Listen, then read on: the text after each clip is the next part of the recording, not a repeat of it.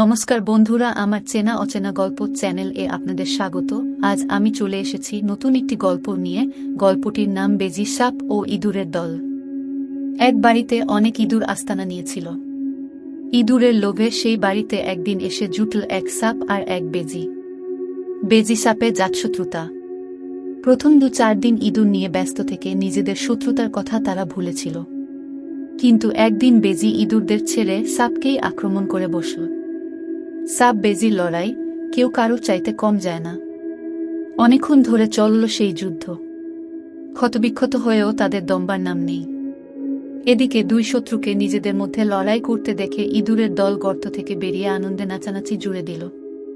ইঁদুরদের উল্লাস দেখে সাপ আর বেজির হুঁশ হল। লড়াই বন্ধ করে সাপ বেজিকে বলল, দেখো দেখো, আমাদের মারামারি করে মরতে দেখে ইঁদুরেরা কেমন আনন্দ করছে। বেজি বলল, তাই তো হে, আমরা যে কেউ একজন মরলেই তো ওদের একজন শত্রু কমবে। কেন আমরা বোকার মতো যুদ্ধ করছি? সাপ বলল, আমিও তো সেই কথাই বলছি। বন্ধ কর এসব লড়াই, এসো মিলেমিশে ইঁদুর ধরবার চেষ্টা করি। তখন শত্রুতা ভুলে সাপ আর বেজি আবার একজোট হয়ে গেল।